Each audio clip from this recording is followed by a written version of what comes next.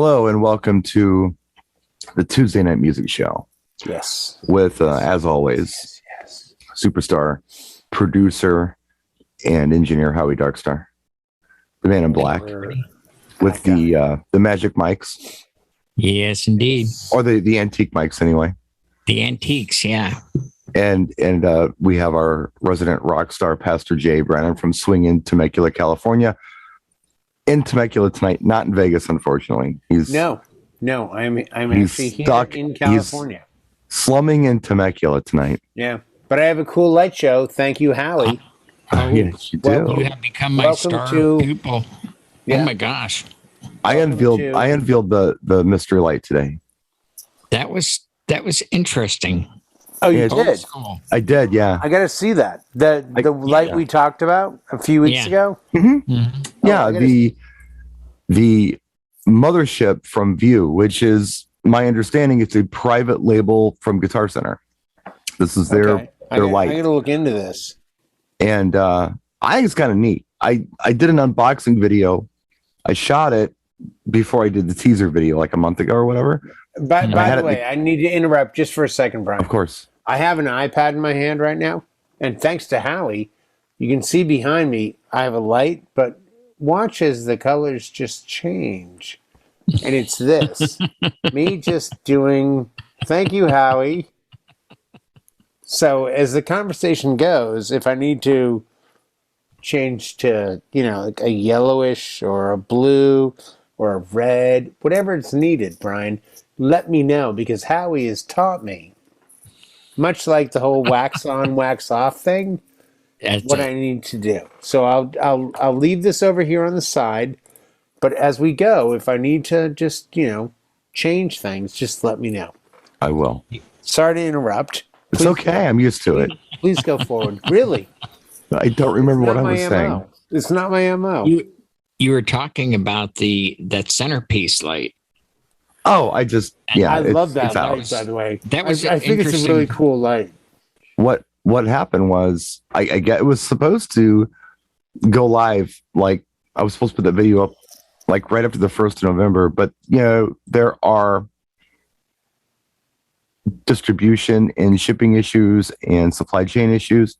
Sure. So it's on its way to Guitar Center now, I guess. I don't know. It was just nice to be able to put it up, and I think it's actually something that's unique compared to what we've done. I think it's a cool light. I mean, what I saw, I think it's a really cool light. Yeah, after I watched it, I went to see if it was available. It wasn't, but I was able to download the DMX traits, so you can DMX it. Yeah, it's. I'm sure it does speed. It does the different. Yeah, it does. Yeah, different colors and the different effects, and you can slow them down or make them fade or make them whatever you want to do. Sure. Mm-hmm. I mean, I expected that.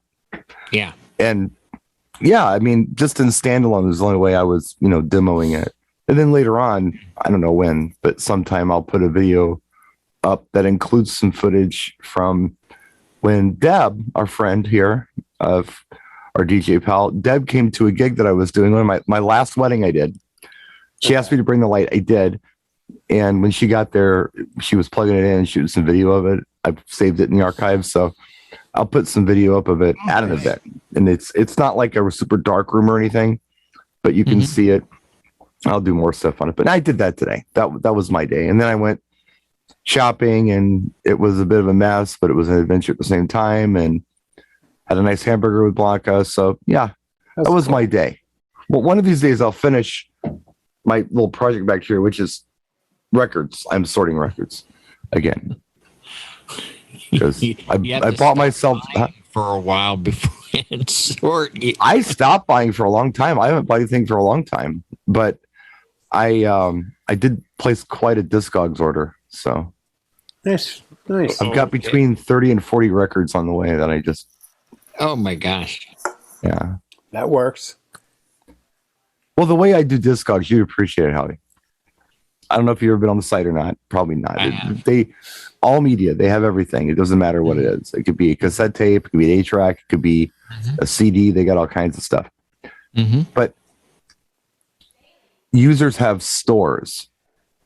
So you can, like, let's say you had a bunch of records, you could put your record collection in Discogs, and then you could decide to sell what you want. records, right? Put them up for sale. What you look at, what I do is I find a record that I like, and then I see what the shipping terms that the seller has. Sometimes the seller says it's $5 per record that you ship, or it's $3 per record you ship, or whatever. Sometimes it'll say something like first record's $5, each additional record is 50 cents. Sometimes it'll say first record's $5, each additional record is free shipping. That's when you just start cherry picking the store and just grab what you want, you know, and you gotta kind of balance it out, you know, with the price and the shipping and what's the best deal. That's how you end up with so many records. I didn't actively seek out 30 plus records. I was looking for like 3 records. You were looking for free shipping. but I rated the store for things that, you know, would fill holes in the collection. So that stuff should start trickling in. It's all been shipped, I guess, according to the emails that I've gotten. So Discog is like Reverb for hard gear. Yeah. Yeah. It's been around for a very long time. If you buy multiple pieces, people give you a break and this and that. And... Well, it's all user. It's a user marketplace. So that's what Reverb is. It's okay. Like Also, can't you find out like what your collection is worth based on? It'll give you an estimate. It'll be like minimum, then medium, and then on the high end what it would be. Yeah. So it's interesting because you'll have records. You're like, yeah, whatever, who cares? And then you either type in the code or scan in the code from the record, because you can scan it on your app. It's kind of cool on your phone. That's awesome. Yeah, it is. It's really nice. It makes things go fast. Although sometimes you scan something and it gives you 10 options. So you got to dive deeper, and then you got to get your reading glasses out and read the fine print. Sometimes there's nothing on there to scan because the barcodes didn't pop up until like probably the early 80s, and only in America. They didn't do it in Europe until later. So a lot of it you got to type in and find. But you got this record you didn't think anybody cared about, and all of a sudden you look and the thing is like $400. You're like, how? Well, I have this new Prince Black record, and it's disguised as an Aerosmith bootleg. Yeah. So I'm gonna see if there might be some like money on it. I don't know. What's nice about Discogs too, when you have a large collection, if you enter all of your stuff in, if you're disciplined enough to do that, you can have the app on your phone to cross-reference things when you're shopping. Probably don't have this, by the way, the tractor, scratch, tone. I'm just saying. So I'm thinking I've got probably a couple $100,000 right here. Oh, I'm sure you do, yeah. My stuff. Actually, you know what I have that you would like?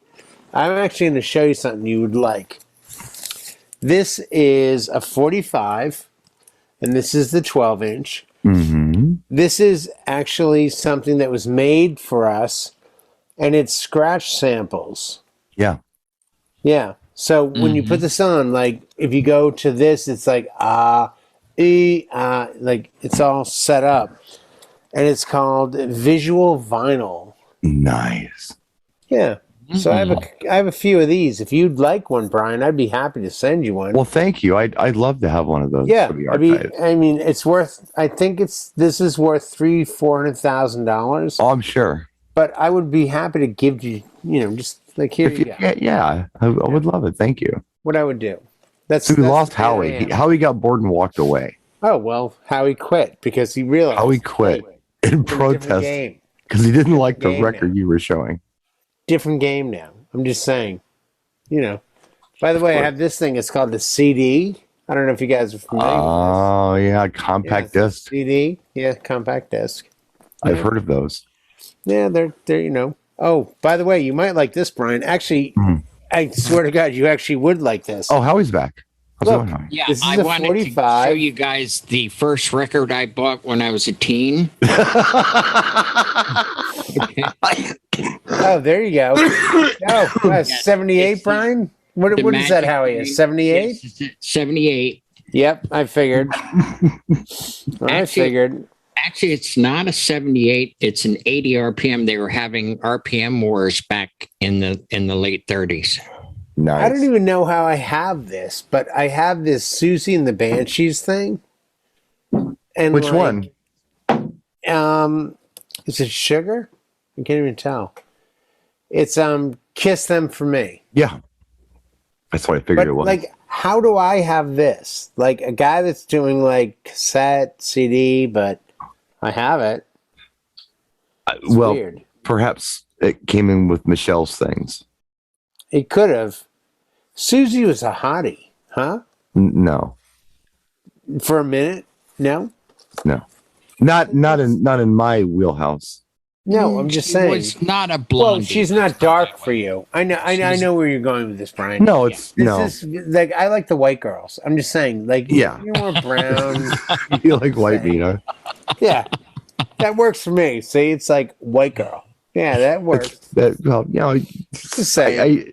I don't think Susie was ever really a sex symbol. I think she was.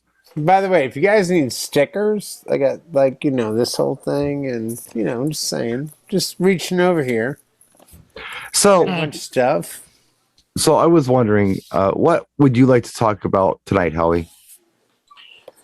Oh, look at this! I got this. Okay, okay. Is it going to be lighting or microphones? Which one?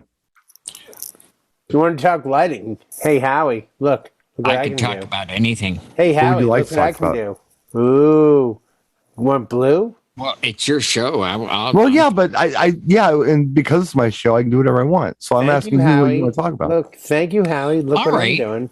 I'll talk about microphones. All right. Really? SM58. Right now, Thank you. Right Good now, night. I'm testing a mic for Boston, which is in 2 weeks. On the 6th, I'm going up there to hang out with Howie, and Oh. they're having an event there. It's a speaker shootout. Ben Stowe is going to be there.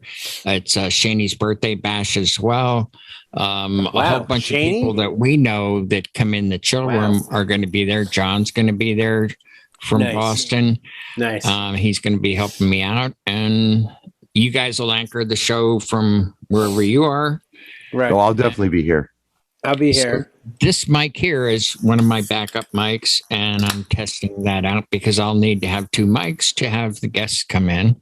Right. But these mics back here, yeah, that's my antique mic collection.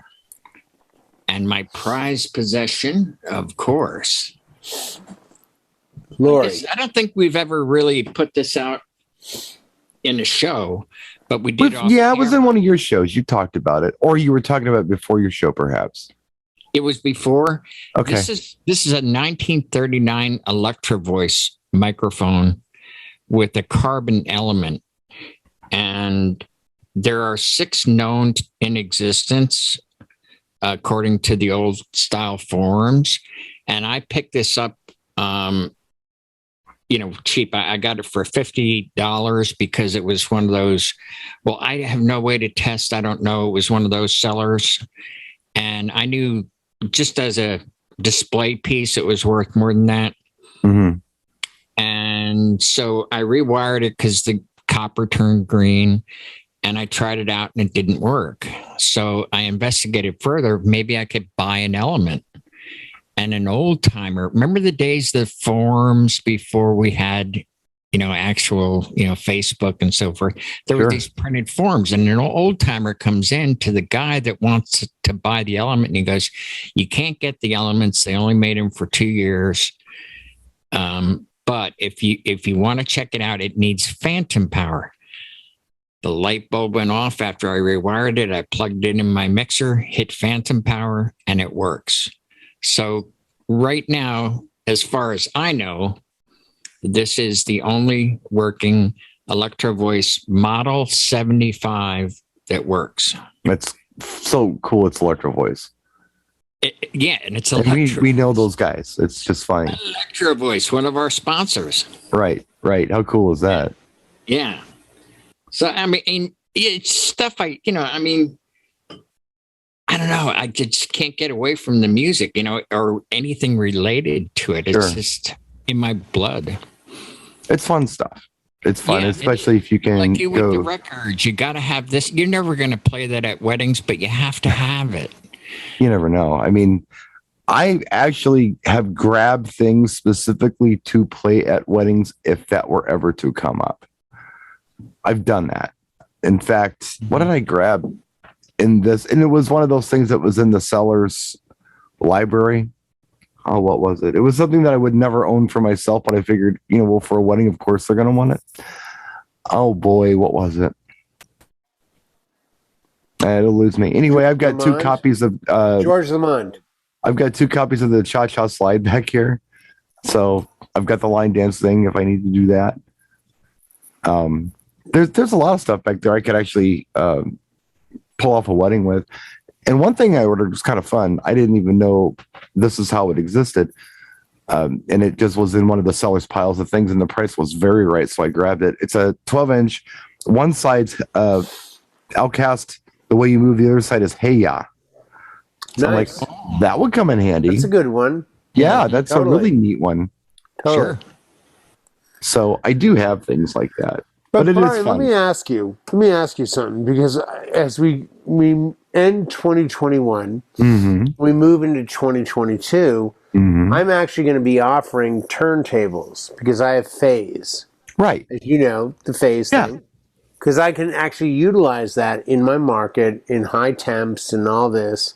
Right. So the question becomes, does a vinyl collection be that thing you have, but as a working DJ, it's all about the hard drive with phase or a time code vinyl? Well, I think it goes back to what we were talking about last week with that tiki bar you went to. Yeah, which was amazing. That's kind of how I will post that this week. That's how I'm thinking of it, Jay. Okay. I'm thinking of it as not that I have turntables isn't this interesting.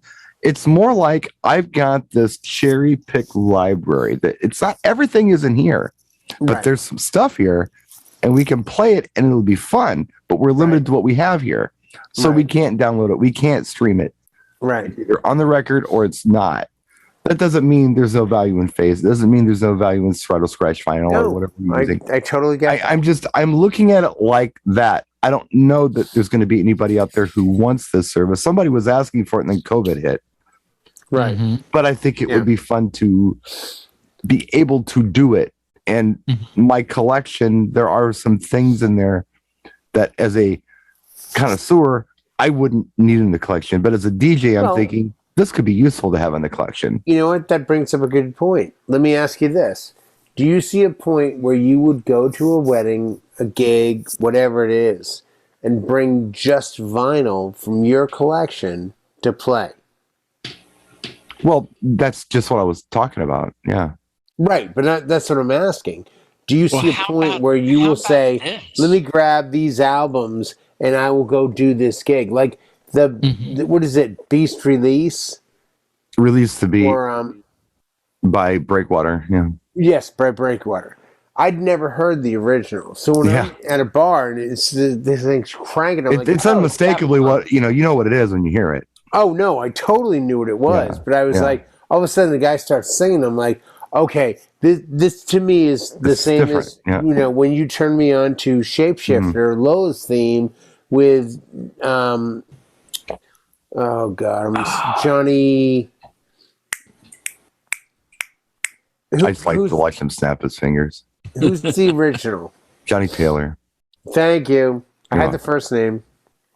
But it's that moment where you're like, oh my God, I can manipulate what's going on here because I have the original. And it's such a great feeling. And that's watching this guy drop 45s like, yeah, I got this thing. He didn't even know what he had. I could go out right now with what I have here. I could put together a crate or two and do an event. I couldn't do. Will you ever do that? Do you I'd like to. think you would like to, but do you ever see a gig where you will say, let me go to my vinyl and just pull it and then show up? I'd like to. But I'm willing think it's to. viable? I'm willing think it's to. actually a viable gig? People have asked for it. And like I said, I had one customer who wanted it, but then COVID happened.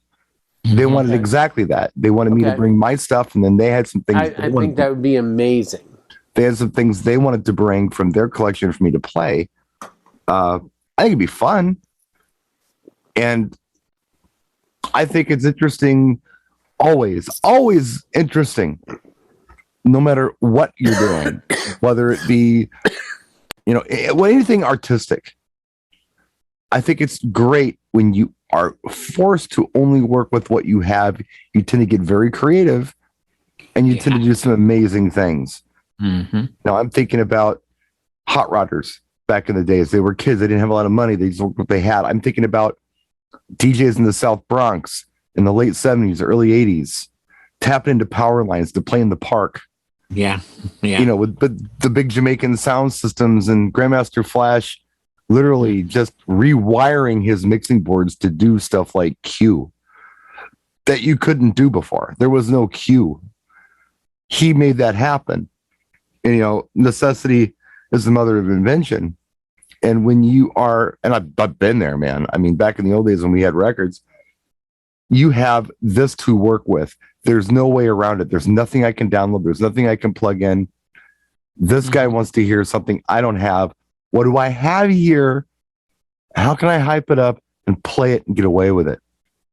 That made me a better DJ, just doing those kind of things. Just being resourceful with the collection I had in front of me and putting things in an order that was the most sensational way I could think of doing it, opposed to just kind of, playing the tunes. I had to build two things. It made me better. And if I would have had every song at my fingertips, I probably wouldn't be as strong of a DJ today, because I was never forced I totally to agree. I totally agree with what you said. The resourcefulness part of it, I think, is the fun part. So if you had two or three crates, Well, it's like everyone's saying streaming is the way to go. Yeah, streaming works if you know what you're getting.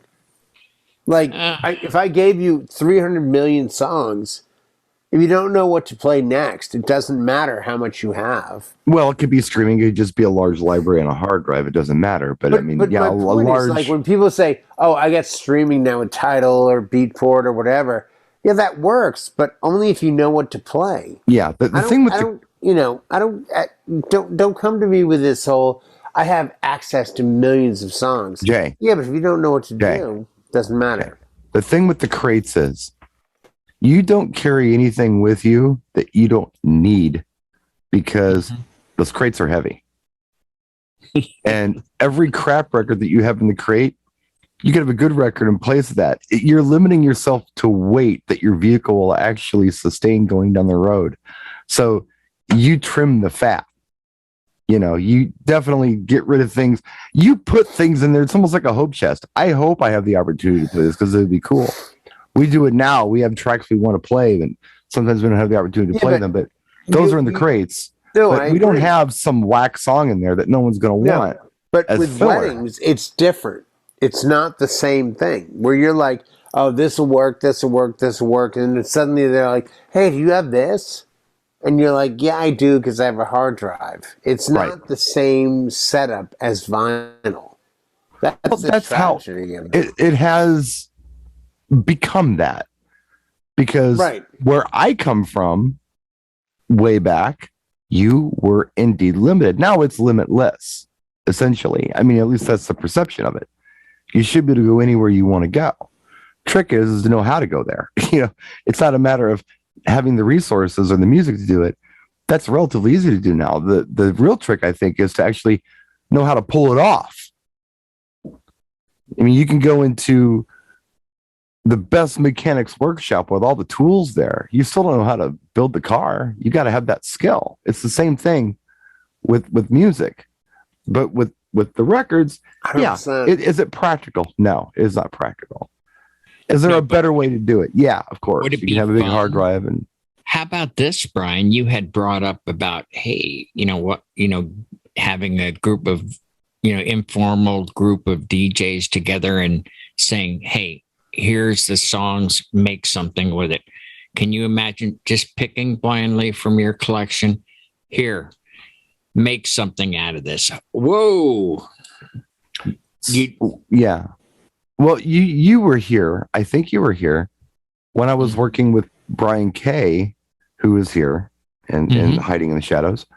I'm putting together that karaoke list for that show I did in Daytona.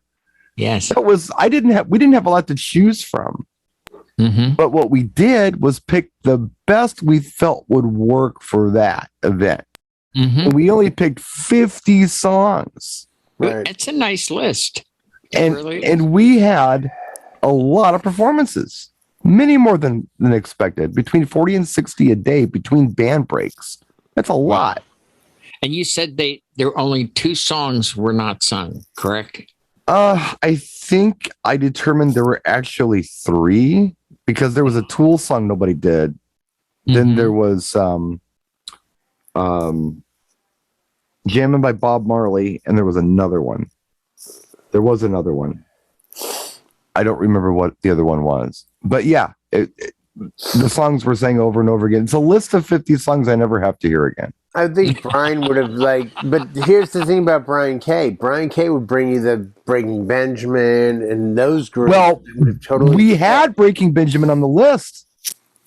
Okay, because that's Brian K's thing. Yeah, but he knew to put it there. Plus, he knows karaoke. That's so my point. That's my point. Brian K. is that guy that you look at and go, oh, what the fuck? And suddenly you realize, oh, wait, he's got this group dialed down tight. Yeah, he knew. I mean, I was picking songs and he was saying, yeah, but I can't see anyone singing that. Well, like the music I sent you, I was like, oh, you got to have Pantera, you got to have this, got to have that.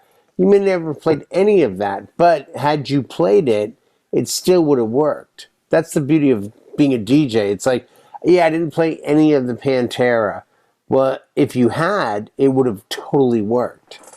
You know what I mean? Like, that was the audience. Well, as far as the music goes, I mean, yeah, I mean, we were incredibly prepared to go any direction. With the karaoke stuff, we were going this way, and that's the only way we could go. And we were doing it with 50 songs or bust. Or bust. I get that. There was no turning back. There was no adding to the list. There was no grabbing it from somewhere else. This is it. And yeah, that's how it kind of is when you... That's kind of the fun of it, though, isn't it? Well, I think so. And that's kind of what the whole thing about putting crates together is about, you know? You put the best, you cherry pick. Well, Brian, next year when you do this, get a wheel. Get a fucking spinning wheel and be like, hey, you want to do karaoke? Brrr, Madonna. Brrr, oh, Metallica. Or just, let them get creative. Okay, I'm going to use one of your catchphrases. This reminds me of a show we did, a year and a half or so ago, when we made a crate of sing-along songs. Yeah. That was a fun show. The happy songs that you already had? Those ones? No, not the uplifting. We did one with uplifting. Oh, like with like Elton John, sing-along. Yeah, I get that. Okay. Yeah. So I don't know. It would be something fun to do someday. It's nothing that I think would be. Well, let me word this carefully. It's not going to be for everyone. No. There's going to be a very specific client out there that says, this is what I want. Yeah. Mm-hmm. Can you put something together groovy for me? It's like, yeah, I can put something together groovy for you. I'm ready now. I can do it right now with the right client. Absolutely. And have a nice, healthy few crates with some things to choose from to go a couple different directions if need be, to be a little bit of everything. Right, but you get that, Brian. You've already got 300 songs for 2 hours, which you can't play. Right. I did a thing tonight for Boston Rock. I had 135 songs. I only played X number. I didn't play close to what I had. No. I didn't even gamble into it. But it's like, I had it, but if I needed, I could have gone there. For what you're doing, it's like, come on. Well, again, there's no client. Let's do this. Like, nobody's even mentioned, like, Faith No More. Faith No More was a huge thing in the 90s. So if you get the right age group, they're suddenly like, oh, I want to do Epic. I want to do Epic. I played Epic. I played Epic last week. Yeah. Okay. All right. I played Epic. I like that song. I love that song. But no, I mean, there's all kinds of stuff back there. And I don't know. It's interesting. Certain audiences that I play for, they they don't need to play Stump the DJ with me. They just want good party tunes. Yep. And those are the audiences, I think, who would enjoy something like an all record show. Yep. I show up agree. in your old school. I don't think it's even about the performance as far as the visual performance as it is, like you experienced at the Tiki Bar. It was just cool and weird. And it was insane. Yeah. I don't know. Like So Chris I'd love to Cox, do something like that. To answer your question. Chris Cox tipped the guy $20. Yeah. So then all of a sudden I did, and CB Shaw did, and all of a sudden there's like, here's $150 suddenly out of nowhere because you know what? We've never heard this music, and it's been you got amazing. You got it. Yeah. You know. Oh, we got totally it, and got you made his night because he probably made more in tips than he got paid for. Oh, dude, it. he wore a Shriner's hat and a jumpsuit. It was like a guy from like fucking, some random Devo act plus a Shriner's hat. It's like, really? Okay, cool. But that's the thing. It's like, I love finding music I've never heard before. And Brian, who is the king of, this sample is this.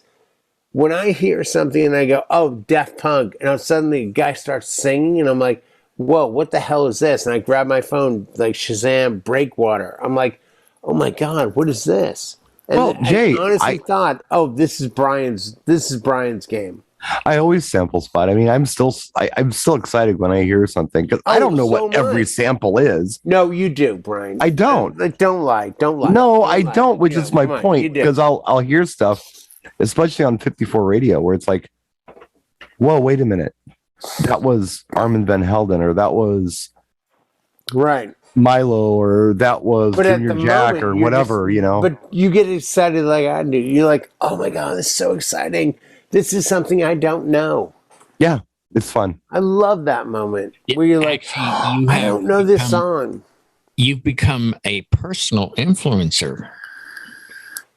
I play music for Lori for date nights, and she started, I recognize that sample from such and such a song. And I'm like, yep, there you go. You've been watching Brian too much. Yep, there you go. Well, no, it's those moments. Like, even when I found Brandi Carlile. Do you guys know who Brandi Carlile is? I do know who Brandi Carlile is. Okay. Howie? I've heard the name, and I'm struggling to... I want you to do me a favor. When the show is over in 6 hours, I want you to go to YouTube, whatever. I want you to look up a song called The Story by Brandi Carlile. All right. And I want you to listen to it, and then after you're done listening to it, I want you to come back to me and say, I get it now.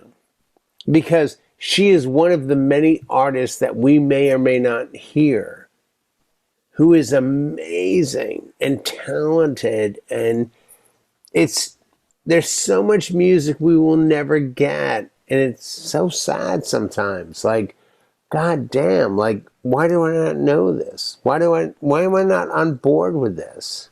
Brandi Carlile, The Story. Yes. I will do that. I will get back to you. And you know what, Howie? You're going to send me your lighting files. I will do that. But Jay's still the guy who's mad. Look, Howie, look what I'm doing. That he doing. can't hear all the great music in his lifetime, and he isn't clicked with him that it's so awesome that there's so much great music out there you can't hear it in a lifetime. And if all that's the music my point, Brian. No, but the point is you're looking at it as a tragedy. And this is where you're wrong. It would be a tragedy if there was only that much great music and you could hear it. There's so much great 12 hours and then you were done. No. That would be the tragedy. There is thousands of hours of music I will never hear. Yeah. No, but it's there. That's the cool part. Here's a real tragedy that actually happened to me back in the late 30s when I was playing records and we had the party was balling and a broken needle and I didn't have a spare. That was a tragedy. No spare needles. I did a party one time. Not even kidding you. Okay. This venue was so bad that about 20 years ago, they tore it down and rebuilt it. Oh, that's not good. Because the place was just that bad. That's not good. The banquet hall, it was a place called Seven Seas. It's a beautiful place on a lake, real pretty. The banquet hall was upstairs.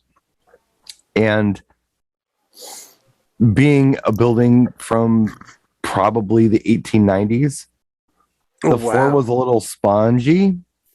So we would go up there and play records at Seven Seas. I know what he's going to If say. people would get drunk and they didn't like the track, they would just stomp on the floor until it skipped out. Oh, wow. And there wasn't a damn thing you could do about it. One guy didn't know what to do. He set his stuff up on the floor thinking that it would be less vibration and was DJing laying on his stomach trying to keep the skips down. Oh, jeez. Yeah. Good. Terrible. Well, at least he didn't tape pennies to the top of the Oh, tumbler. did that too. Oh, did that too. Did that too. We all did that. Had to. Those And it was records. like there was no choice in the matter. There was all kinds of crazy stuff back in the record days. We would always go out with a spare turntable. Forget about a spare needle. You brought a whole turntable. Yeah. Because you just swapped it out that way. Now your spare turntable was always something that was jacked up in the first place, but so whatever turntable broke, it would have to be really broke for you to pull the spare out. That's just how it was in my world. But I don't ever remember there being a problem. I do recall one time we lost a turntable for some reason. But there were two of us. So what we did was we figured out who was the guy who could flip a record the quickest and who was the guy who had the best, BS skills on a microphone. And we just talked between every track until those hypes up. Y'all having a good time? I can't hear you having a good time. In the meantime, somebody's trying to flip the record over and put the needle on, and boom. Yeah. Well, there Make you some go. Being noise. creative, like you said. Yep. So, you pretended like you were hyping the crowd. That wasn't your intention, but you had to. Got to do something. Right. Got to get creative. I mean, I don't know. But that's the kind of stuff that I remember doing that, in my opinion, just has made me a much better DJ than I would be otherwise. Right. But it all been handed to me. I agree.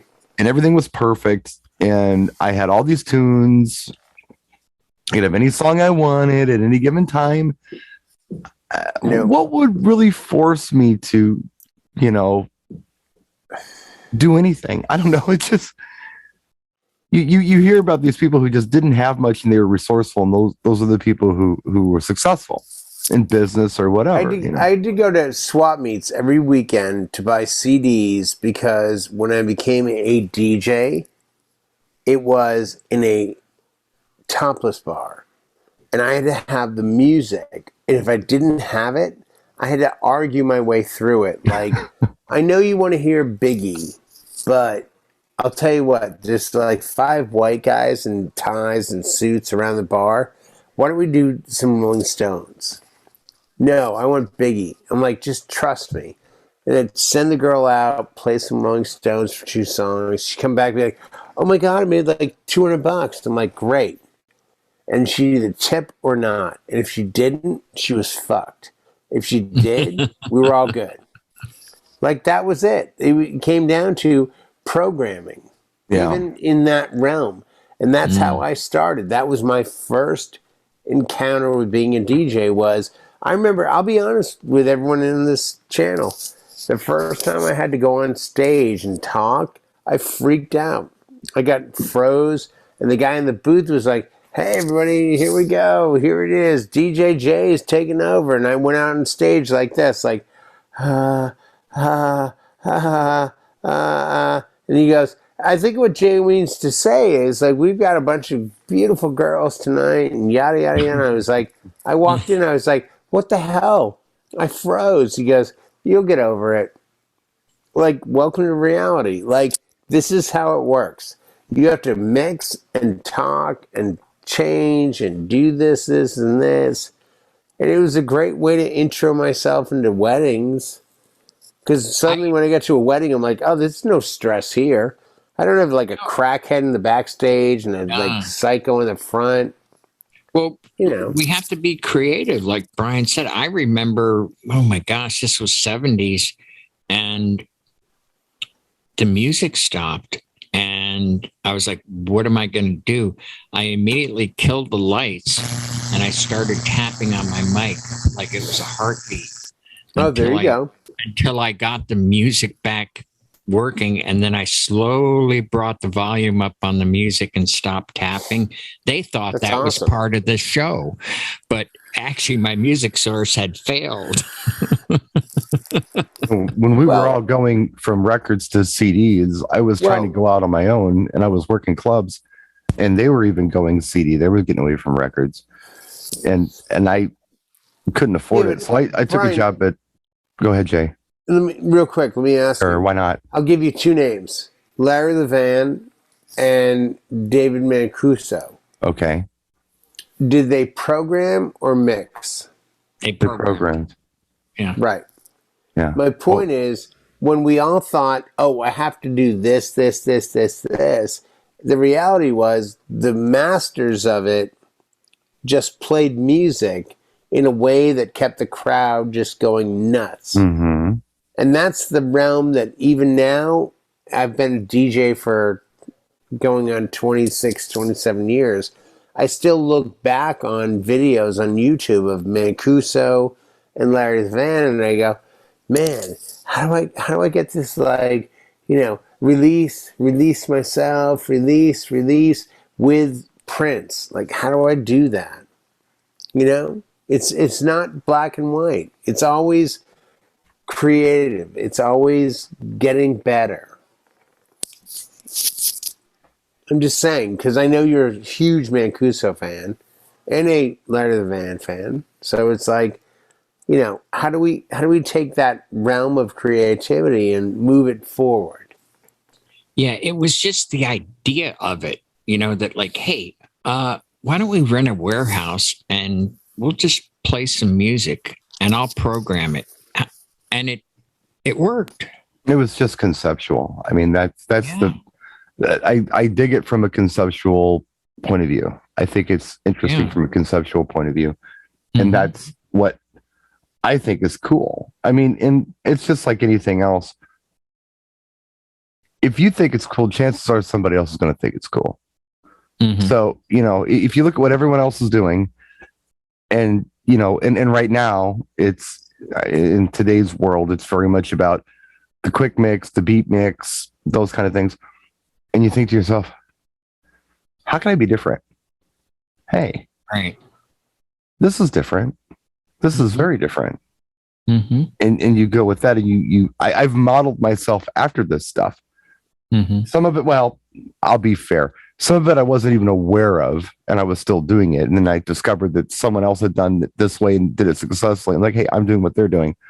But then I've taken some of their ideas and I've incorporated them after I found out about them. I didn't always know about these people. I mean, the whole Mancuso thing was happening around the time I was born, and in New York, in a subculture that I would have no idea about until I read it in a book 25 years later,